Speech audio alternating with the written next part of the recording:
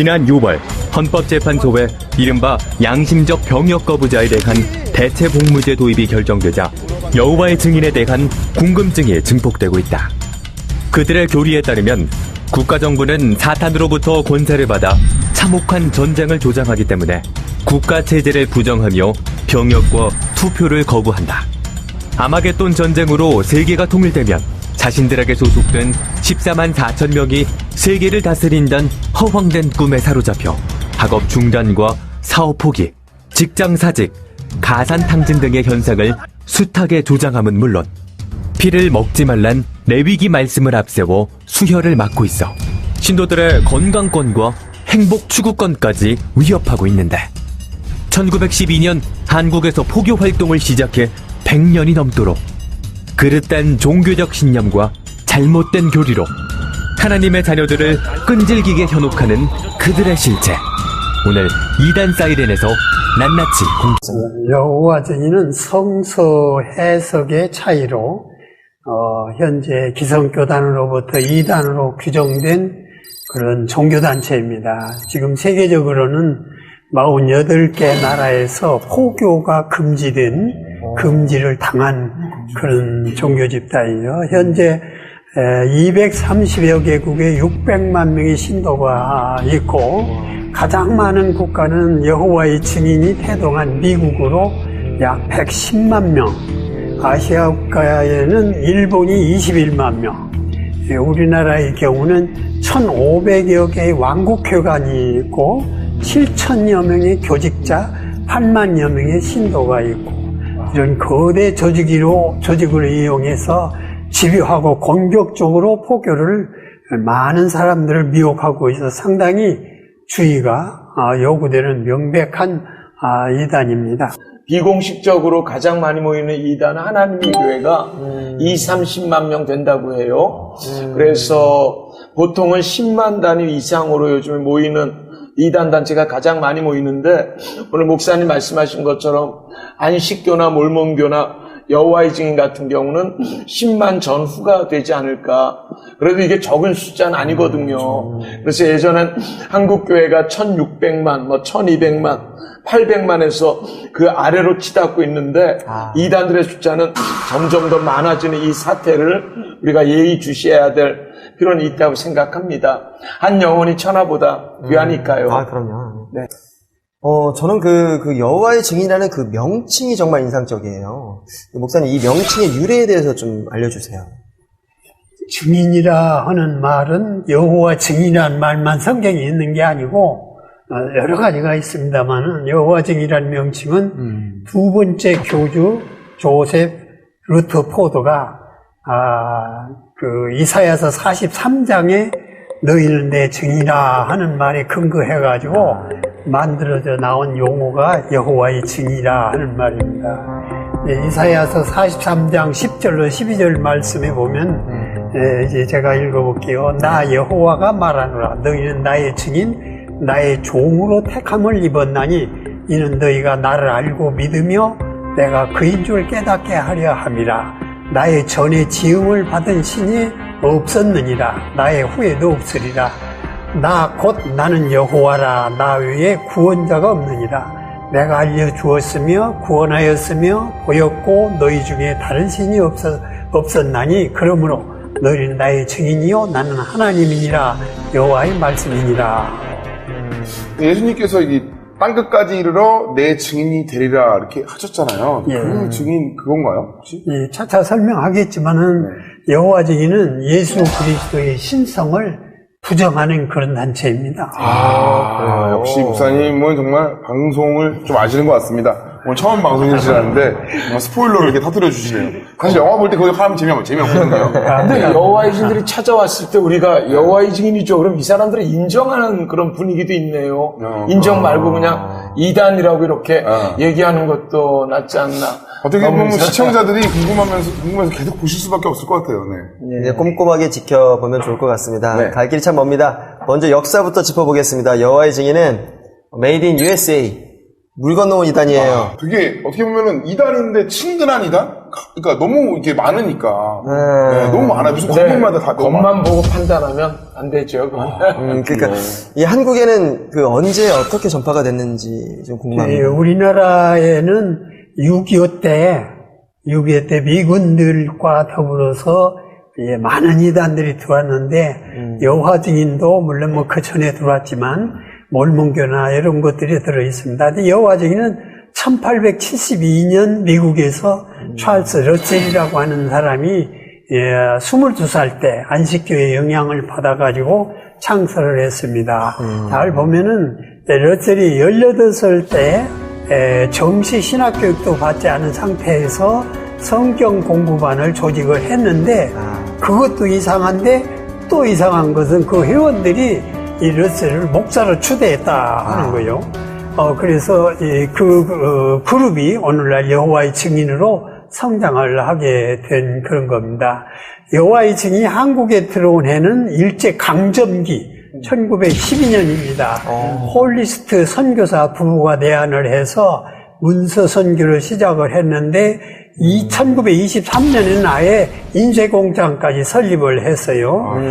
이를 통해서 다양한 포교 책자가 출판되기 시작을 했고 포교 활동이 활발해지면서 교세도 성장하게 된 그런 배경이 있습니다. 특히 한국전쟁 이후에 크게 성장을 했는데 전쟁 중에도 도널드 L. 스텔 부부라고 하는 사람이 난민들과 함께 이북에서 남한으로 넘어오면서 성장을 해가지고 1951년 대전, 군산, 전주, 대구, 부산 등지에 여호와의 증인 회중이 조직이 됐다 이렇게 볼 수가 있는데 그 무렵만 해도 우리나라에는 인쇄물이 많지 않았습니다. 그런데 여호와 증인들이 인쇄 공장을 세워가지고 인쇄물을 통해서 문서 선교를 하게 되니까 한국 사람들이 많이 접촉이 됐다 이렇게 볼 수가 있습니다. 목사님, 그러니까 우리가 지금 외국에서 들어온 이단 중에 100년이 넘은 이단이 안식교하고 여호와의 증인 이 두 개가 가장 오래된 것 같네요. 이 100년이 넘도록 한국의 격동의 근현대사를 함께한 정말 친숙한 이단이라고 볼 수가 있는데 문서 선교라고 하셨는데 이 파수대 맞죠? 파수대 소책자 한번 안 보신 분들이 없을 텐데 익숙해요. 지하철역에 정말 많죠. 이거 요즘 골목골목마다도 가는 곳마다 책자가 있어요. 맞아요. 사실 이거 보면 깨어라도 있더라고요. 또 새로 나와서 깨어라 뭐 이렇게 해가지고 예전에 그 집에서 한번 이 띵동띵동 해가지고 뭐 좋은 소식 했어요 하면 거의 90% 이상 이제 이 여호와의 증인인 경우가 굉장히 많았었어요. 네, 맞습니다. 항상 2명 이상씩 항상 이렇게 와가지고 그쵸? 어떤 식으로 했죠? 2명씩 조를 이루어가지고, 가가호, 이걸 이제 이 사람들은 호별방문이라고 합니다. 포교를 하는데, 여호와의 증인이라고 해서 무조건 거부를 해버리는 그런 경우가 많아요. 근데 두 사람 중에 한 사람은 좀 숙달된 사람이고 또 한 사람은 보조라고 할까, 연습생이라고 이렇게 볼 수가 있는데, 둘 다 겁먹고 거부하거나 쫓아내려고 했을 필요는 없다. 거의 이렇게. 대부분의 이단들이 2명 이상씩의 짝을 진 게 뭐 하나님의 교회, 몰몬교, 대순진교회, 교회에 대해서 아십니까? 뭐 이런 대부분이 2명 이상인 경우가 포교 수법도 그런 거지만 그 교회 성장 수법도 그 2명씩 보내는 데 있다는 거예요. 그러니까 가서 이렇게 문답을 하게 되면, 듣게 되면 답변하기 위해서 또 본부에 들어가서 공부를 하고 물어보고 이래가지고 또 하게 되니까 그게 신앙도 키우고 교회를 성장시키는 하나의 원인 중에 하나가 된다. 이런 얘기입니다. 그들의 어떤 논리로는 굉장히 지혜로운 방법이네요, 나름. 네네. 다행히 제가 요새는 또 가정 방문 전도를 또 거의 못 본 것 같아요. 예전에는 굉장히 많았는데 줄어들고 있는 추세가 아닌가요? 그러니까요. 요즘엔 아무튼 통 이렇게 자주 볼 수는 없는 어떤 가정 방문이긴 한데, 이 질문을 현장에서 이제 발로 뛰면서 취재하시는 우리 기자님께 한번 여쭤보는 것이 어떨지 싶은데요. 이 현대전기 조민기 기자님, 오늘 또 바쁘십니다. 직접 얘기 한번 들어보도록 하겠습니다. 전화 연결됐나요? 네, 여보세요. 조 기자님, 안녕하세요.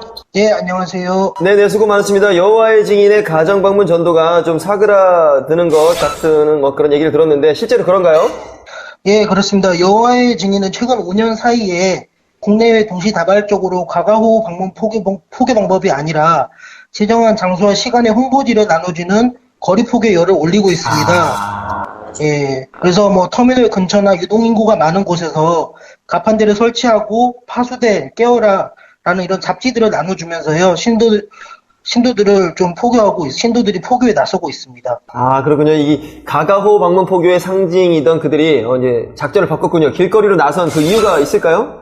예, 통계청의 지역별 고용조사 자료에 따르면은요, 2015년 10월 기준 혼인 상태의 가구가 1158만 8천 가구로 나오거든요. 근데 이 가구에서 43.9%가 맞벌이 부부로 나타났습니다. 그래서 이거를 좀 다시 생각해 보면은 최소 10가정 중에서 4가정이 그 집이 상시 비어 있다는 뜻이거든요. 그런데 여기에서 1인 가구까지 고려하면은 수치가 더욱 높아집니다. 그런데 이러한 상황을 여호와의 증인에서 진즉 인지한 것으로 보입니다. 왜냐하면은 여호와의 증인이 이제 불특정 다수의 대문을 두드려 왔잖아요. 그래서 이 사실을 미리 인지하고 있었던 것으로 보이고요. 실제로 여호와의 증인 측이 발간하는 우리의 왕국 봉사라는 잡지가 있습니다. 여기 잡지에 보면은 호별 방문을 하다 보면은 사람들이 집에 없는 경우가 많습니다. 모든 사람에게 여호와의 증인 교리를 증거하기 위해서는 대개 우리 자신이 먼저 적극적으로 대화를 시도할 필요가 있습니다. 라는 내용이 담겨 있었습니다. 예, 일반적으로 이단 사이비 하면은 폭력 집단, 반사회 집단, 부정적 이미지부터 떠오르는데요. 뭐 직접 마주한 적이 없지만 이름만 들어도 손살에 치는 대상이 바로 이단입니다. 여호와의 증인 역시 마찬가지인데요. 인터넷 포털 사이트에 여호와의 증인을 검색을 하시면은요, 가가호호 방문 포교에 대처한 무용담을 쉽게 찾아볼 수 있습니다. 복음을 전하러 왔다면서 초인종을 누르는 낯선 사람들이 여호와의 증인이고 문을 열어주지도 않아도 된다는 이런 존재로 전락한 것인데요. 이런 것 때문에 여호와의 증인에서 포교 방법을 바꿔서 본인들의 이름을 직접 내걸고 매일 같은 장소와 시간에 본인들의 자리를 지키는 방식으로 이렇게 바꾼 것으로 저는 보입니다. 예. 그래서 제 생각으로는 시민들에게 거부감을 줄이고 또 형부 효과까지 보게 된다는 장점이 있었을 것 같은데요. 아마도 여호와의 증인 쪽에서는 처음에는 싫어하지만 또 무관심했지만 대상의 반복 노출이 거듭될수록 호감도가 증가하는 심리 현상인 에펠탑 효과를 노리지 않았나라는 생각을 좀 해봤습니다. 무료로 한번 읽어보세요. 아니 원하시는 소설 있으시면은 보시면 jw.org 웹사이트에 대해서 소개하고 있거든요. 거기 들어가 보시면은 여호와의 증인들이 어떤 사람들인지 또 뭘 믿는지 알 수 있으세요. 원하신다면은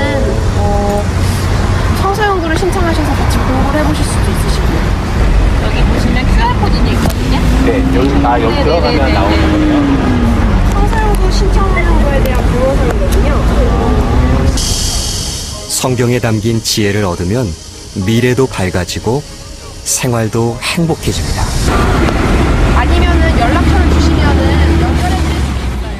그럼 기자님, 그런데 여호와의 증인 신도들이 이렇게까지 전도에 열을 올리는 이유가 있을까요? 시간의 11조라는 교리 때문인데요. 하루에 두세 시간씩 이제 봉사, 포교에 힘을 써야 된다는 것을 교리로 지키고 있기 때문입니다. 그래서 신도들이 거리로 나설 수밖에 없는 것이고요. 조금 더 설명을 드리면은 여호와의 증인에서는 복음 또는 복음 전파자를 파이오니아라고 부르는데요. 여기서 보조 파이오니아는 월 60시간씩 봉사를 해야 하고 특별 파이오니아는 월 140시간씩 봉사를 해야 해서 보통 사람과는 같은 생활이 좀 어려운 것으로 보입니다. 와, 이거 점수가 있군요. 이 봉사활동 점수를 받기 위해 시간을 채워야 하는 학생들도 아니고. 그러니까요. 야, 참 안타깝습니다. 기자님, 마지막으로 시청자분들께 당부하고 싶으신 말씀이 있으실까요? 실제로 여호와의 증인들은 항상 같은 자리를 지키는 길거리 포교를 하다 보면은 일반인들이 거부감 없이 다가오는 것을 쉽게 본다라고 말을 합니다. 제가 보기에는 단순 포교를 넘어서 이미지 쇄신 효과를 노리고 있는 것 같아서 여호와의 증인을 상징하는 제2의 포교법으로 자리를 잡을 것 같아서 좀 주의를 하셨으면 좋겠습니다. 네, 여호와의 증인 100년이 넘도록 우리의 주변을 맴돈 익숙한 이단이기에 더욱 경계가 필요한 것 같습니다. 기자님 자세한 정보 너무 감사하고요. 전쟁터 같은 취재 현상에서 우리 여호와의 니시의 여호와 니시의 축복이 있기를 기도하겠습니다. 늘 감사합니다. 예, 감사합니다.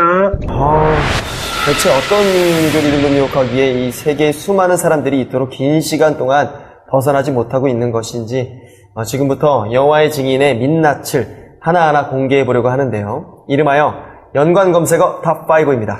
사실 저도 오랫동안 이 이단을 봤지만 어떤 그런 교리인지 잘 몰랐거든요. 그 실상을 바로 알아야 현혹됨이 없을 것 같습니다. 우리 TV 앞으로 바짝 모이시기 바랍니다. 5위에서 1순위까지 확인해 보도록 하겠습니다. 먼저 탑5 보여주세요.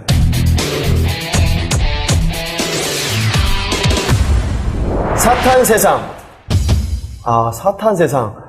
이 세상이 사탄의 세상이라는 말인가요? 이 사람들은 정부나 국가가 사탄 조직의 일부라고 하는 생각을 교리를 가지고 있어요. 그래서 반사회적, 반국가적 교리를 갖고 있다. 이렇게 보면 되겠습니다. 그래서 48가국에서 포교 금지당한 것도 바로 저런 교리 때문에 그런 건데, 여호와의 증인이 병역을 거부하는 이유가 바로 이 때문이기도 합니다. 정부는 사탄으로부터 권세를 받아 사탄 세상의 일부이고 군사력을 동원해서 참혹한 전쟁을 조성하기 때문에 전쟁 연습에 참여할 수 없다, 이렇게 주장을 합니다. 그래서 병역을 거부하고 애국가를 부르지 않고 국기에 대한 격려를 하지 않고 국가 행사의 중립을 주장하는 그런 이유가 저기에 있습니다. 투표는 물론 정치 활동도 일체 참여하지 않습니다. 그래서 이런 이론 때문에 2차 세계대전 중에 독일에서만 약 6천 내지 7천 명에 달하는 여호와의 증인이 병역을 거부했고, 나치 독일 내 최소 272여 명이 전쟁 참여를 거부한 이유로 처형이 됐다고 합니다. 한국에는 1953년 이래로 1만 8천 명이 넘는 여호와의 증인이 군 공무를 거부한다는 이유로 징역형을 선고받았는데, 2004년부터 2013년도까지 병역 거부자 6,164명 중 6,118명, 그러니까 뭐 거의 90%가 넘는 여호와의 증인이 신도들로 무려 99.2%에 해당하는 이런 사람들이라고 볼 수가 있는 통계가 있습니다.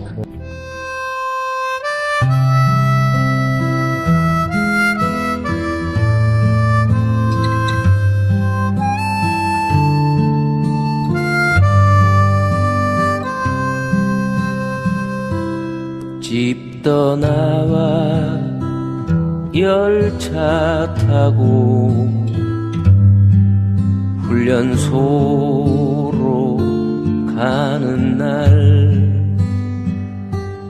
부모님께 큰절. 최근 헌재의 결정을 통해 종교적 병역 회피를 양심적 병역 거부로 인정받는 데는 성공을 했지 않습니까? 저는 이것이 교세를 확장하는데 도화선이 되지 않을까 걱정이 되는데요. 이번 여호와의 증인 편은 오랜만에 질문을 주셔서 제가 첫 답변을 하네요.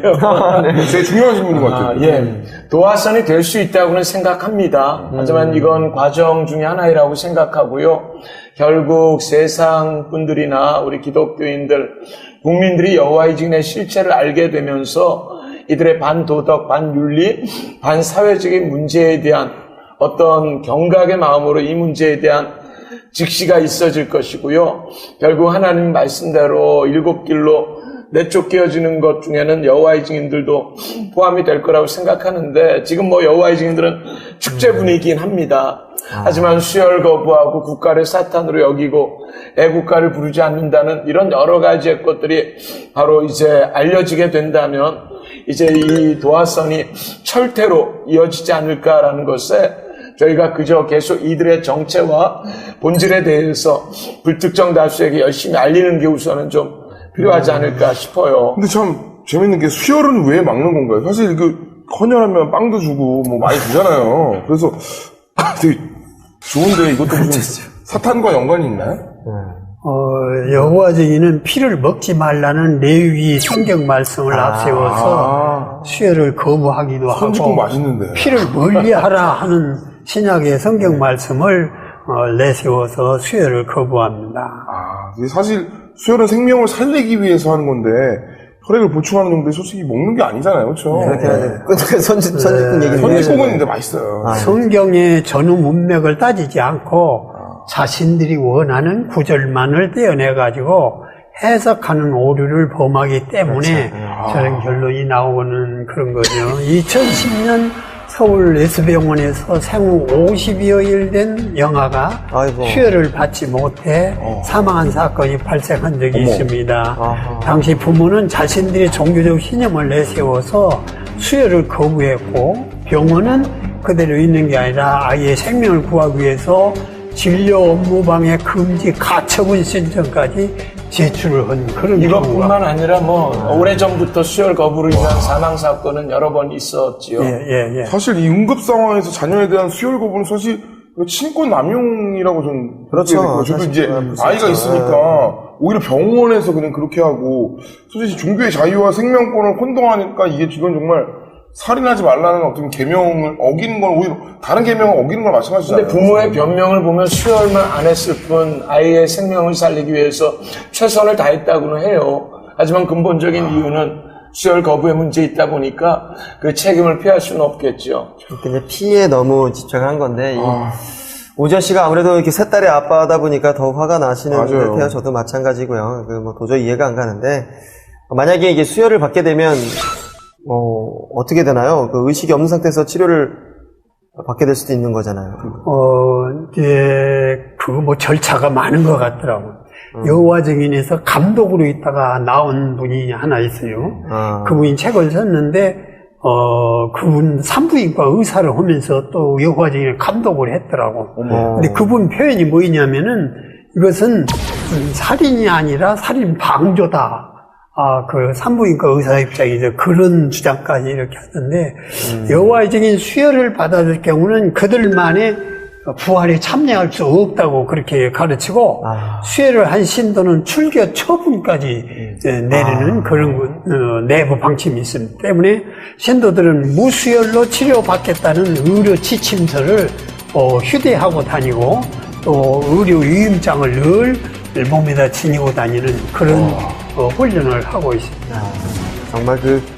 정말 피의 그 행위에 대해서 되게 민감하게 정말 너무 집착을 하는. 사실 수술 같은 거 하면은 솔직히 수혈을 받을 경우가 굉장히 많은데 그걸 안 한다면 진짜 위험한 경우 되게 많을 것 같아요. 저희의 상식으로 좀 이해가 잘 안 가는데 탑 4로 한번 넘어가 보도록 하겠습니다. 탑 4 부탁드립니다. 시한부 종말론. 이거 너무 많이 들은 단어죠. 시한부 종말론. 종말이 오는 특정 시점을 지정하고 그날 휴거가 일어난다는 주장을 펼치고 있는 거잖아요. 예. 여호와 증인은 현재 시한부 종말론의 원조격이라고 이렇게 말할 수가 있어요. 창시자 러셀은 1874년 예수님이 재림한다 하는 그런 주장을 했지만 불발에 끝났거든요. 그 다음 다시 1914년 아마겟돈 전쟁이 일어나서 세상이 끝날 것이라고 주장했지만 또 불발이 됐어요. 이때 타격이 얼마나 컸던지 재림 예언이 빗나가고 추종자 절반이 떠나가 버렸어요. 러셀이 충격을 받고 1916년 10월 30일 캘리포니아에서 설교를 하고 집으로 기차를 타고 돌아가다 열차 안에서 객사를 하고 말았습니다. 이게 말하자면 땅에서 영원히 산다고 주장하는 그런 교리에 말하자면 거짓됨이 드러난 그런 사건 중에 하나인데 그 정도로 시한부 종말론을 여러 번 불발시킨 그런 사건들이 있습니다. 참 교주가 험하게 죽은 것 같아요. 어떻게 보면 이단의 교주들은 마지막에 끝은 항상 안 좋은 것 같아요. 그날과 그때는 솔직히 아무도 모른다고 얘기했고 오직 아버지만 아신다고 했고 누구를 막론하고 재림의 때는 진짜 아무도 모르는 것이 정답이죠, 사실. 그렇죠. 오지현 씨가 이렇게 성경을 주의 깊게 보고 대조를 해서 본다면 아마 넘어갈 사람이 없을 것이고 맞아요. 벌써 저 교주가 저렇게 해서 죽었다 하는 것만 봐도 절반 이상이 떠나갔지만 다 떠나가도 떠나갈 그런 커다란 거짓말 사건, 거짓말 교리가 탄로난 것이라고 볼 수가 있죠. 그런데 이상한 것은 그래도 믿는 사람들이 늘어나는 건 이건 참 이해가 안 가는 그런 면이 있어요. 그리고 우리 지난해에도 우리가 공부했지만 유사한 시한부 종말론들 많잖아요. 그러니까 신천지처럼 조건부적 종말론, 구원파처럼 시한부적 종말론, 이런 여러 가지 유사 상황을 우리가 잘 알고 오로지 그날과 그때는 하나님만 아신다는 말씀을 기억하면서 하루하루 우리가 최선을 다해서 살아가는 마지막 때 우리의 삶이 돼야 될 것 같습니다. 종말이 온다는 위기감에 따라서 신도들은 학업 중단, 사업 포기, 직장 사지, 가산 탕진 이런 걸 받아 이제 한국의 경우는 69년 8,911명에 불과하던 신도가 6년 말에 29,759명을 300%를 증가했다. 그러니까 앞에 말씀하신 75년 10월 초 종말에 현혹이 된 그런 거겠네요. 그러니까 종말론을 계속 이렇게 4번 주장한 그런 집단이 있어요. 그런데 보면 숫자가 절대로 줄어들지는 않습니다. 오히려 다니던 사람들이 더 열심을 내요. 뭐냐면 적금을 해약해가지고 헌금을 한다든지 뭐 이런 정도 열심히 생기고 그래서 오히려 재정이 늘어나고 숫자가 늘어나고 그런 재미를 본다 하는 그런 그 뭐 결과라고 할까 그런 것들이 있어요. 다음 종말은 언제예요? 뭐 내일 모레일 수도 있고. 뭐 그거야 근데 내가 계시를 안 받아서 잘 모르겠다. 자, 그럼 계속해서 탑3 한번 확인해 보도록 하겠습니다. 예수의 영적 재림. 예수님의 영적 재림이요. 이건 또 뭔가 영적으로만 재림을 하는. 뭐 맞는 얘기 같기도 하고, 뭐 진짜 헷갈리네요. 영적으로만 재림하시는 건 아닌 맞는 거죠. 얘기가 아니고 1914년에 아무런 일이 일어나질 않았어요. 종말이 오는 세상이 끝이 온다 그랬는데 예수님이 눈에 보이지 않게 영으로 임했다. 육체로 임한다고 성경은 그렇게 예언을 하고 우리는 그렇게 믿는데 그 예수님 나타나지 않으니까 영으로 임했다. 이렇게 말하자면 변명을 한 데서 나온 말이 영으로 임했다 하는 그런 말이고 그렇게 오신 예수님이 왕국을 다스린다. 그래서 여호와 증인의 회관을 왕국회관이라고 그래서 왜 예전에는 학교 다니는 애들도 거기 가서 도피를 해가지고 학교를 안 가고 그래서 문제가 됐던 그런 경우도 과거에 있었습니다. 사실 이 1914년에 예수님이 재림하셨다고 하는 것 자체가 참. 그 사람들은 그 사람들의 계산법에 의해서 그렇게 믿어요. 이미 예수님이 영으로 재림했다. 그리고 이제 세상을 하나님의 왕국을 그 영으로 재림하지 예수님이 통치한다. 그래서 왕국회관이라고 하는 교회가 왕국회관이다 이렇게 부르기도 하고 이제 아마겟돈 전쟁이라고 하는 그것을 최후의 심판 전쟁이라고 해서 그것을 통해 가지고 천년왕국이 설립돼서 14만 4천 명이 왕노릇 한다는 허황된 생각에 빠져 있는데요. 여호와의 증인들의 종말로는 이제 얼마 남지 않은 시간에 최후의 전쟁, 이 아마겟돈 전쟁을 통해서 세상 나라는 무너지고 낙원에서 살 것이라고 이렇게 가르치게 됩니다. 그러나 이제 롯들이 그렇게 죽었지만서도 지금 믿는 사람들 이제 그렇게 믿는 거죠. 여호와의 증인 중 14만 4천 명은 하늘에서 예수님과 함께 낙원을 다스릴 것이고 하늘에 있지 못한 땅에 있는 여호와 증인들은 지상 낙원에서 영생할 것이라고 이렇게 주장을 해서 두 가지로 주장을 하는 그런 면이 있습니다. 그러니까 이단들 보면 14만 4천이라는 숫자에 너무 집착하는 것 같아요. 맞아요. 14만 4천에서 이거 무조건 한다 그러면 뭐 14만 4천 안에 들어가야 된다 뭐 이러니까 뭔가 열심히 해야 될 것 같고. 예, 저 숫자를 실제 숫자로 믿는 집단은 이단이고 상징수로 믿는 데는 정통인데 14만 4천 모든 성도 이건 성경을 아무리 읽어봐도 이제 개역 성경을 읽어서 잘 모르면 공동 번역 성경을 한번 찾아보면 더 쉽게 이해할 수가 있는데 아무리 읽어봐도 14만 4천이 실수로 표현된 그런 숫자는 아닙니다. 이제 그 14만 4천은 실수가 아니고 상징적인 숫자. 그러니까 12지파에서 몇 명씩 해가지고 곱하기 14만 4천 이런 숫자가 나와요. 그 성경이 나오거든요. 교회 전체를 말하는 거죠? 예, 그러니까 택한 백성 전체를 뜻하는 의미의 숫자가 14만 4천이라는 숫자입니다. 이것을 실수로 보고 이제 말하자면 잘못 판단하는 이런 경우가 참 많이 있는데 우리 성도들이 그것을 잘 분별해야 될 겁니다. 여호와의 증인들은 14만 4절을 통치 계급으로 보지만 성경은 이제 왕 같은 제사장이 될 것이요 하는 성경 말씀에도 있지만 예수와 더불어서 왕노릇 할 것임을 분명히 밝히고 있습니다. 여호와 증인들은 이 성경을 아전인수격으로 이렇게 해석을 하고 실수로 봐서 가르치기 때문인데 최근에 신천지라고 하는 데서 이 14만 4천에 대한 숫자가 자꾸 변한 데 대해서 교육장으로 있던 사람이 탈퇴를 해버린 그런 경우가 있습니다. 처음에는 실수라고 했다가 그 다음에는 제사장이라고 그러고 이렇게 자꾸 바뀐 그런 것도. 하나님의 교회도 14만 4천이었는데 그 숫자가 넘어서니까 1억 8천만 명. 그래서 왜 그런가 그랬더니 바다의 3%의 소금이 정화하고 짜게 하는 것처럼 인구를 60억이라고 쳤을 때 그 3%가 그게 1억 8천 3%라는 거죠? 이제 1억 8천이 됐다는 거죠.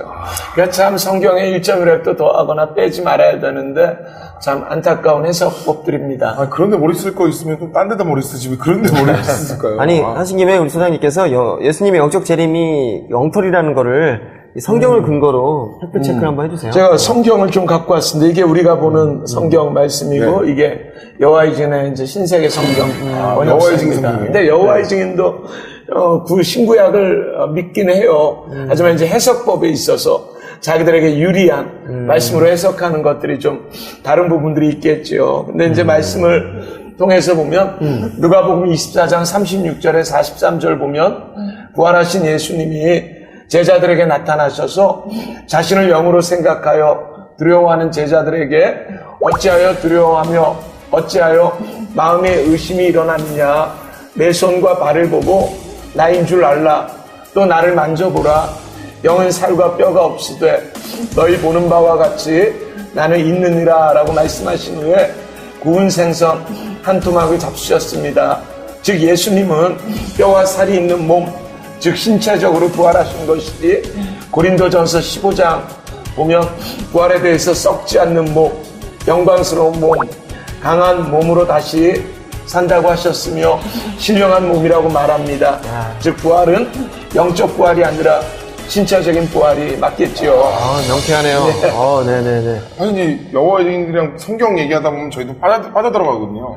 오늘 딱 이게 보니까 알 수 있겠네요. 예. 그렇죠. 계속해서 우리 탑2는 또 뭐가 있을지 보여주십시오. 삼위일체 부정. 와, 요거는 조금 세네요. 네. 삼위일체를 부정한다. 정말 하나같이 정말 이 뒷목을 잡아야 되는 어떤. 그렇죠. 네네. 목사님께서 여호와의 증인은 예수를 신성시하지 않는다고 잠깐 언급을 하셨는데 그게 이교리 때문인가요? 예. 그렇습니다.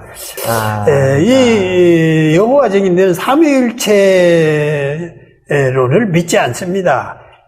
거짓말이다. 이렇게 주장을 하고 예수와 성령은 하나님이 될 수가 없다. 신성을 인정을 하지 않고 성령을 어떻게 보느냐 하나의 무생물적인 존재로 이렇게 봅니다. 활동력, 가마력이라 이렇게 봅니다. 그냥 하나님과 예수님이 사용한 도구다 이렇게도 이런 표현까지도 쓰는 종파가 있습니다만은 어쨌든 삼위일체론에 대한 잘못된 그러니까 우리나라 옛말에 지혜비도 몰라보는 쌍놈이다 하는 말이 있어요. 그걸 뭐 다른 말로 해석을 여지도 있지만 이제 하나님 아버지를 바르게 믿는 신앙이 정통신앙이고 바른 신앙이다 하는 점을 상식적으로 우리가 좀 염두에 둘 필요가 있다 하는 말씀을 드립니다. 근데 무엇을 근거로 이런 주장을 하는 거죠? 그러니까 뭐 성경을 이단들은요 성경을 찍어주는 데만 읽어요. 골라서만 읽어요. 근데 성경을 전체적으로 자기 스스로 읽는다면 다 깨달을 텐데 안 그러니까 그러는 거예요. 그러니까 삼위일체란 용어가 성경에 없다. 비성경적이다. 그러니까 그대로 믿을 뿐 성경을 보지 않는 데서 저런 현상이. 아니, 왜 어디서 있잖아요. 우리가 하나이듯이 너희도 하나가 되라 했을 때. 그때 그 삼일체. 그러니까 이 이단들은요, 그 시간이 11조도 뺏어가지만은 절대로 다른 틈을 안 줍니다. 글을, 성경을 읽어 여유를 안 주는데도, 이유가 있어요. 그래서 예수님을 그 하나님의 피조물 중에 제일 먼저 창조하신 피조물이다. 이렇게 그 여호와 증인들은 그렇게 믿을 뿐 아니라, 심지어는 뭐라고 하냐면 미가엘 천사장이다. 이렇게 주장하는 그런 면도 있습니다. 이제 그 성서는 미가엘이 지상생애 전과 후에 예수 그리스도를 가리키는 다른 이름임을 알려준다. 성서는 미가엘과 그의 천사들이 용과 그 천사들과 싸웠다고 알려준다. 따라서 미가엘은 충실한 천사 군대를 이끄는 지휘자이다. 그런데 계시록에는 예수도 충실한 천사 군대를 이끄는 지휘자로 묘사를 하고 있다. 그리고 사도 바울도 주 예수와 그의 강력한 천사들을 명백히 언급을 한다. 그러므로 성서에는 미가엘과 그의 천사들이라는 표현도 나오고 예수와 그의 천사들이라는 표현도 나온다. 따라서 미가엘은 하늘에서 자신의 역할을 수행하고 계신 예수 그리스도라고 결론을 짓고 있다 하는 이런 내용이 이제 가르치는 내용인데 이런 논리입니다. 또한 성령의 인격성을 부인하는 이유로는 침례자 요한은 예수께서 자기가 물로 침례를 베푼 것처럼 성령으로 침례를 베푸실 것이라고 말했는데 물이 한 인격체가 아닌 것처럼 성령도 한 인격체가 아니라 하는 이런 식으로 주장을 하게 됩니다. 이번에도 그 팩트를 좀 정확히 우리 선생님께서 체크를 좀 해주셔야 될 것 같아요. 예, 여호와의 증인편은 조금 이게 너무 어렵고 힘든 것 같아요. 그래서 제가 이 방송을 위해서 PPT로 한번 준비를 해봐요. 혹시 카메라 감독님 이게 보여지는지 모르겠습니다. 하나님에 대해서는요, 여호와의 증인은 여호와 하나님 단 한 분만 영원으로부터 존재한다고. 하지만 우리는 성부, 성자, 성령인 삼위일체신 세 인격체이고 영원하고 개인적이며 영적인 존재이다라는 게 마가복음에 고린도후서에 다 나와 있거든요. 영혼도 여호와의 증인은 인간의 영혼은 불멸하지 않는다. 하지만 우리는 인간의 영혼은 불멸하다. 그렇죠. 예수 그리스도에 대해서는요, 여호와의 증인은 예수는 하나님이 아니다. 하지만 우리 예수 그리스도는 삼위일체 중 하나이신 성자 하나님 자신이다. 많은 말씀이 또 보여주고 있고요. 부활에 있어서도 예수는 십자가에 못 박혀 죽은 후 육체에 썩고 영만 부활했을 뿐이다. 하지만 우리는 영과 육체가 아울러 부활했다. 이걸 제가 쭉 한번 정리를 해봤는데 깔끔하네요. 이걸 뭐 다 말씀드릴 수는 없겠지만 분명히 말씀으로 우리가 반격할 수 있고 하나님의 말씀으로 능히 이겨내고도 남음이 있을 수 있는 말씀을 늘 열심히 우리가 상고하는 게 이단을 또 대처하는 길이 아닐까 생각이 듭니다. 근데 진짜 이건 정말 맞는지 모르겠는데 그럼 설마 혹시 십자가도 부정하나요? 이제 요게 이제 여호와 증인에서 감독으로 있다가 나온 분이 쓴 책입니다.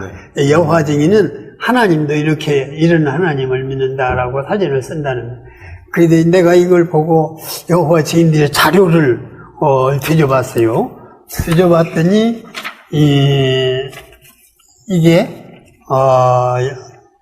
땅에서 영원히 사는 길이라 하는 여호와 증인의 책자인데 여기에 보면 이 사진을 보면은 그 책자에 나온 사진 똑같네요. 그대로 나왔죠.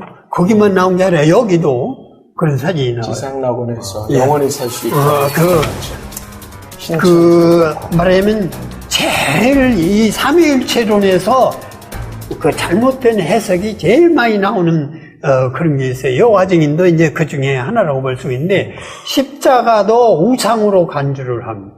이 십자가도 우리는 이렇게 해가지고 예수님이 양손에 못 박힌 것으로 그렇게 믿고 가르쳐 주고 있고 그렇게 있는데 여호와 증인의 사진을 보면은요, 아까 거기에도 그게 나오더라고. 그 예수님이 이렇게 해가지고 그 말뚝에 손 박힌 그런 사진으로 십자가를 묘사하는 그런 것을. 이게 아니라? 예. 이게 아니에요. 이게 아니고 이 말뚝에다 두 손을 박은 그런 사진으로 이 바수대 같은데 그런 게 나온 것을 볼 수가 있어요. 여러 번 찾아봤는데 여호와 증인에서 출판한 이제 성경을 보면 예수의 십자가가 아니라 그냥 기둥에 일자로 못 박혀서 죽었다. 예. 3, 4세기에 나온 십자가 무덤이나 유물들을 뭐라고 반박할 거냐 하고 묻는다면 이건 이교의 영향을 받아서 기독교가 그렇게 숭배를 하게 됐다. 이렇게 가르치고 주장을 합니다. 제가 사실 요즘에 다이어트를 좀 하고 있거든요. 근데 이렇게 속이 이렇게 얹힌 것처럼 답답할 수가 있을까요? 아우, 다이어트 잘 될 것 같아요. 이거 하다 보면은 많이 안 먹을 것 같아요. 아우. 네. 제시. 네. 끝이 얼마 안 남았습니다. 네. 네, 소화되셔야죠. 네네. 마지막 검색 한번 확인해 보겠습니다. 여호와의 증인 연관 검색어 탑 1 공개해 주세요. 지옥 부재. 와, 진짜. 자, 지옥이 없다고요? 이거는 또 어떻게 논리를 펼칠지 궁금하네요. 좋아할 것 같은데, 성도들이. 지옥 없다 그러면?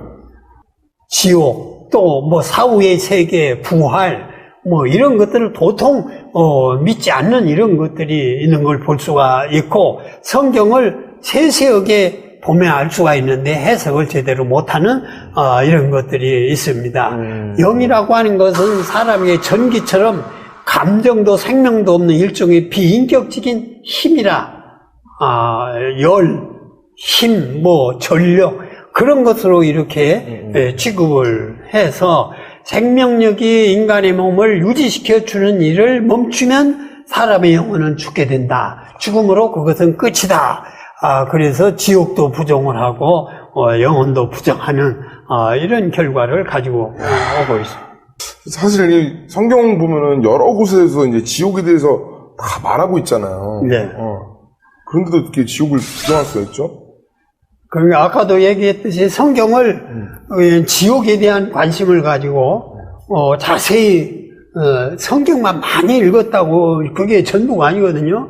한번 읽을 때 무엇에 대한 관심을 가지고 쫙 읽어본다면 나을 텐데 말하자면 지옥에 대한 문제가 자기 머리에 문제점으로 남다면 지옥에 관한 단어를 중심으로 관심을 가지고 성경을 읽으면서 발췌를 해낸다 해도 쉽게 알 수가 있어요. 근데 이제 성경에는 수올, 하데스, 게헨나 이런 말이 나와 있는데 이런 말을 지옥, 무덤, 구덩이 등으로 해석을 하지만 그들의 책자는 우리는 지상낙원에서 영원히 살 수 있다.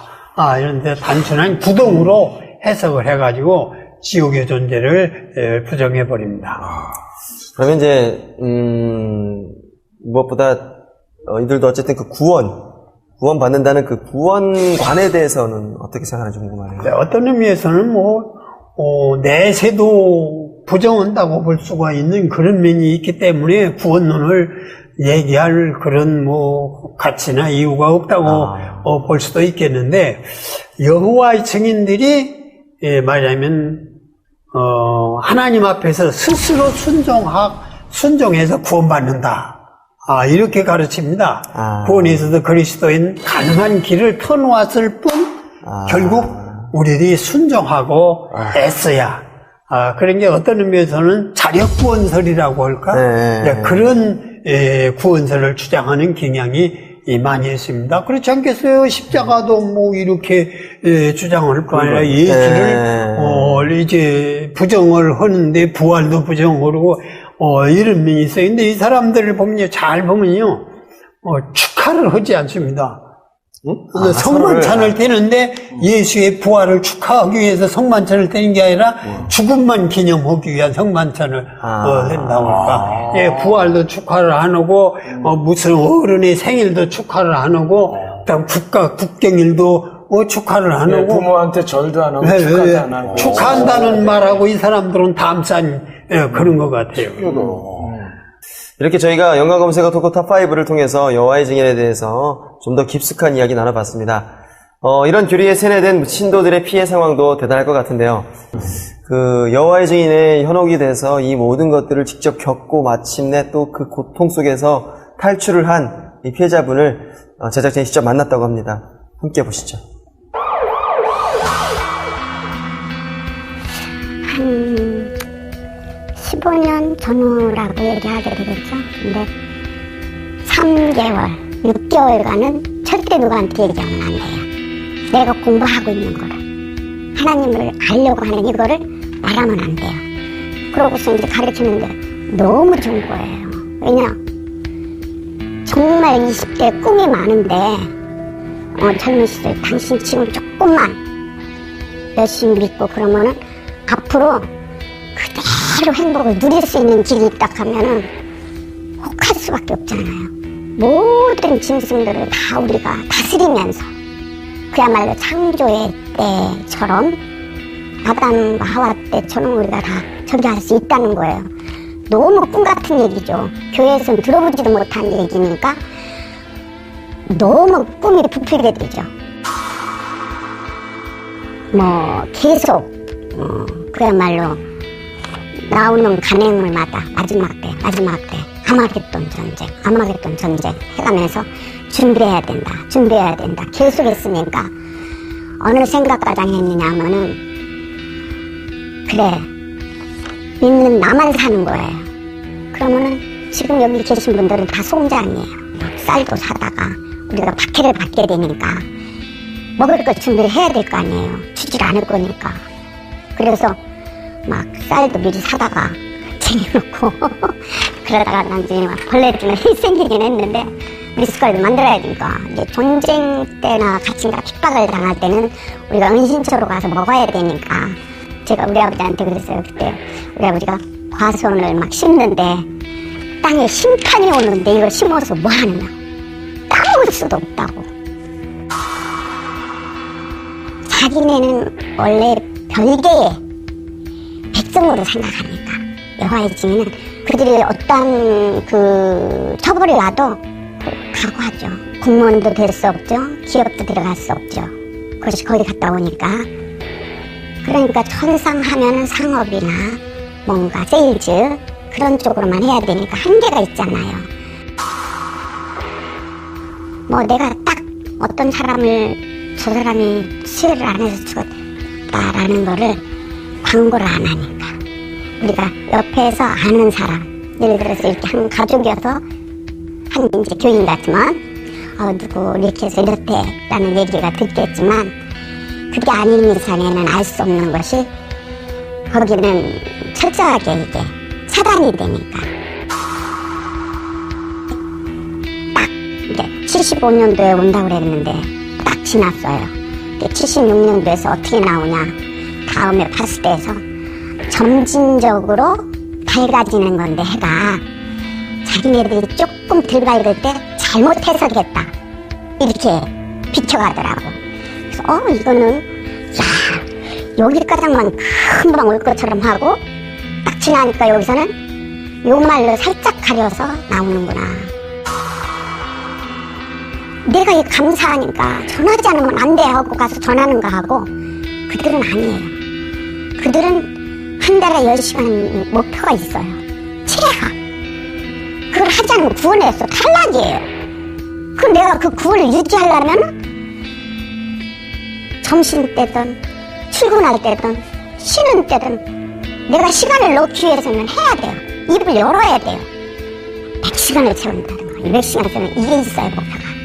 그렇지 않으면은 저기가 안 돼요. 죽어도 월급도 안 주고 깎여라.